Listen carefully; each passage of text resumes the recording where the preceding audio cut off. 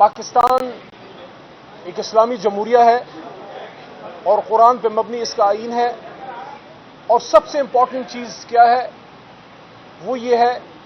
کہ آئین پاکستان بڑے جامع انداز میں واضح کرتا ہے کہ ملک کے 3 بڑے ستون کس طرح کام کریں گے۔ عدلیہ، مقننہ اور انتظامیہ سب اپنے اپنے جو ان کا پیرامیٹر ہے اس کے اندر کام کریں گے تو ملک کا نظام چلے گا۔ جب بھی تاریخ میں کسی نے اپنی حد کراس کی ہے اس کا نقصان کسی کو نہیں ہوا، آئین کو ہوا ہے اور پاکستان کے عوام کو ہوا ہے۔ آئین پاکستان کے مطابق انتظامیہ کے اپنے حقوق اور ان کے فرائض و ذمہ داریاں اور اختیارات ہیں، مقننہ یعنی پارلیمان کی اپنی ذمہ داریاں ہیں، اور عدلیہ کو حکومتی سسٹم سے دور رکھنے کا مقصد یہ ہے کہ عدلیہ حکومتی اثر سے باہر رہے اور کسی بھی صورت میں کوئی وزیر، کوئی مشیر، کوئی طاقت کا منبع وہ عدل پہ اثر انداز نہ ہو سکے، کیونکہ عوام کے پاس اپنے حقوق کے لیے، صحافی برادری کے پاس اپنے حقوق کے لیے، سول سوسائٹی کے پاس اپنے حقوق کے لیے عدلیہ سے آگے اور کوئی جگہ نہیں ہوتی۔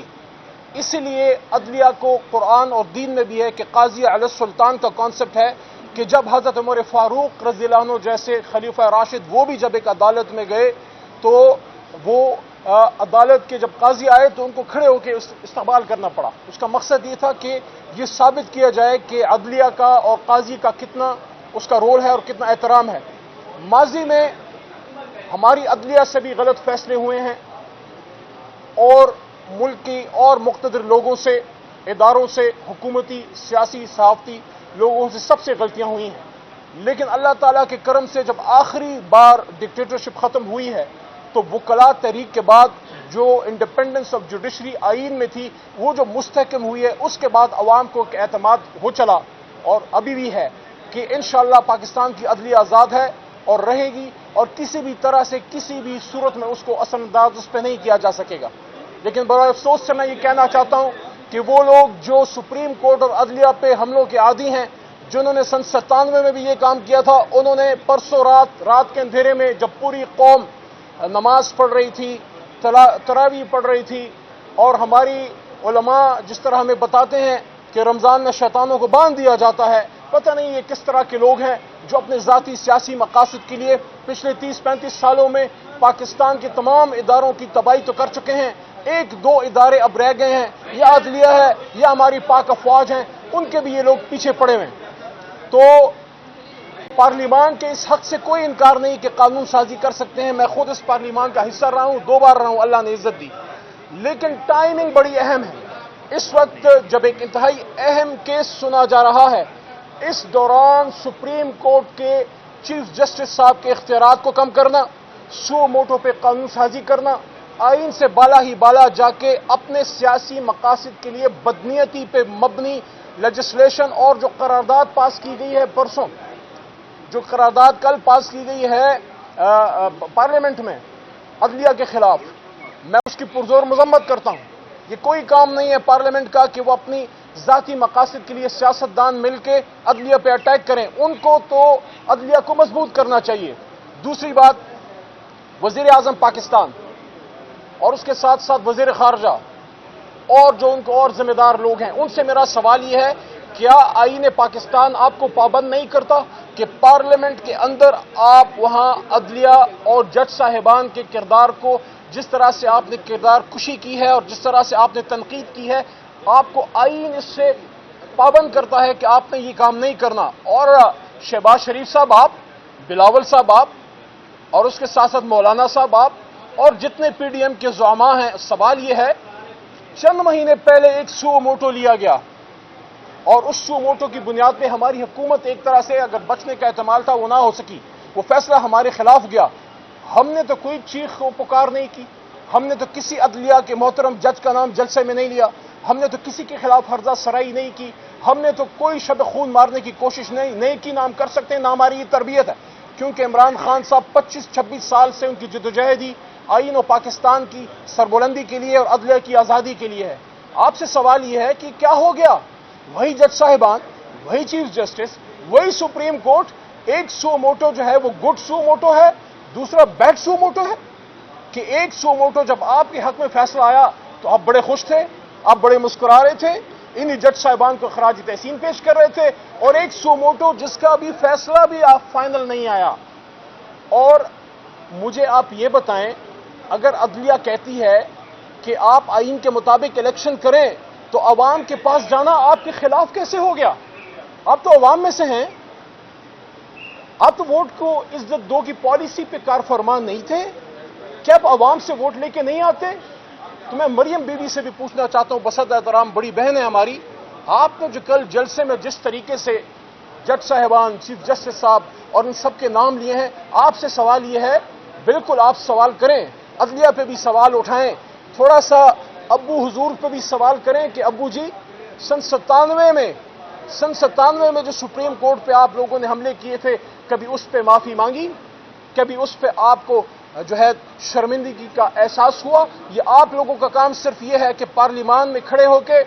ملک کے سابق وزیر اعظم، ان کی اہلیہ پہ اخلاقی حملے کرنا،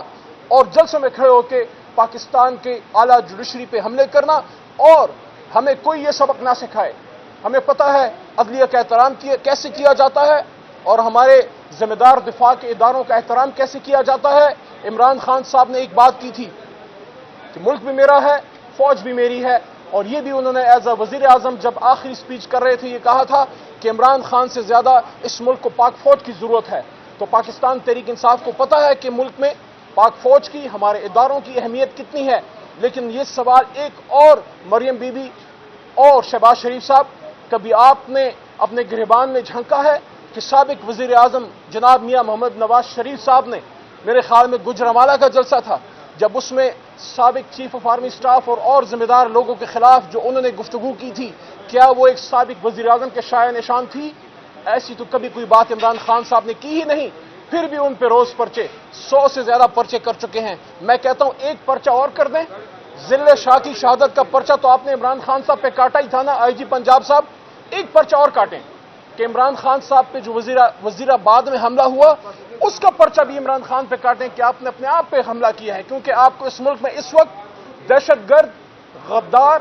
اور پاکستان کا خدا نخواستہ میرے منہ میں خاک دشمن ایک ہی شخص نظر آتا ہے، وہ ہے عمران خان۔ تو سارے پرچے اس پہ کاٹیں، کیونکہ عمران خان کا گناہ ہے کہ وہ سچ بولتا ہے، وہ کرپٹ مافیا کو آشکار کرتا ہے۔ آخری بات، الیکشن کمیشن آف پاکستان، سیاست اپنی جگہ ہوتی رہے گی، ہم بھی بات کریں گے، ہمارے دوسرے جو بھائی، جو ہم تو بھائی سمجھتے ہیں، حالانکہ رانا ثناء اللہ صاحب ہمیں اپنا دشمن سمجھتے ہیں، ہم تو پھر بھی ان کو پاکستانی ہوتے کے ناطے بھائی سمجھتے ہیں، سیاسی اختلاف اپنی جگہ، وہ اپنی بات کرتے رہیں گے، لیکن الیکشن کمیشن ایک آئینی ادارہ ہے، اور کل جس طرح سپریم کورٹ آف پاکستان میں ان پہ استفسار ہوا اور ان سے یہ پوچھا گیا کہ کس قانون کے تحت آپ نے الیکشن کی ڈیٹ تبدیل کی ہے، آئین کے مطابق الیکشن کی ڈیٹ یا صدر مملکت یا گورنر وہ دے سکتے ہیں، الیکشن پروگرام چینج کرنا الیکشن کمیشن آف پاکستان کے اختیار میں ہے، تو آپ نے وہاں اپنے حد سے تجاوز کیا۔ 2 سوال رکھے گئے کل الیکشن کمیشن کے سامنے، 2 سوال، پرٹیننٹ سوال، کہ کیا اگر آپ کو فائنینشل مسائل ہیں وہ حل کر دیے جائیں، اور آپ کو سیکیورٹی اداروں کی طرف سے تحفظ اور سیکیورٹی پرسنل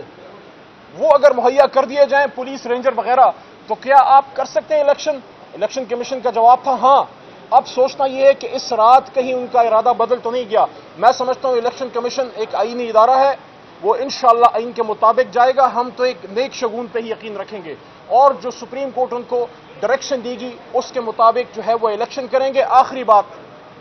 عوام کا حق ہے کہ ان کو اپنا حق رائے دہی استعمال کرنے دیا جائے، یہ ان کا آئینی حق ہے، جو کوئی اس کے راستے میں حائل ہوگا وہ آئین پاکستان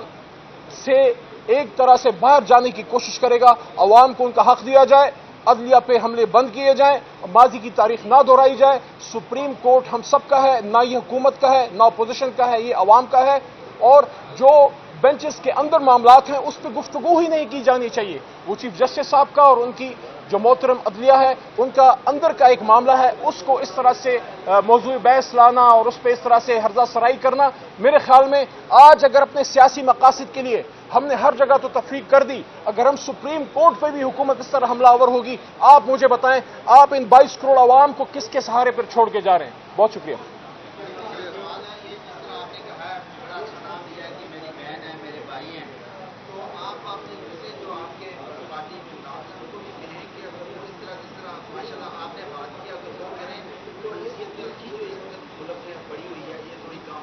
کل میرے بھائی اسم شریف بھائی صاحب کل آنریبل چیف جسٹس صاحب نے بھی ایک بات کی کہ سیاسی ٹیمپریچر کو کم کریں. عمران خان صاحب یا میں یا ہماری سینئر لیڈرشپ شاہ محمود قریشی ہو گئے,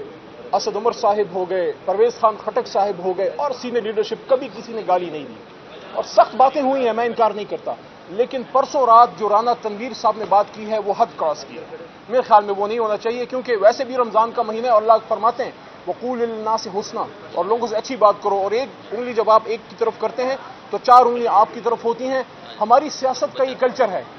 پختونخوا میں بھی ہے, پنجاب میں بھی ہے, بلوچستان میں تو ویسے بھی ہے, غیرت مند لوگ ہیں, اور سندھ میں بھی ہے, کہ ہم سیاست میں ایک دوسرے کی ماؤں بہنوں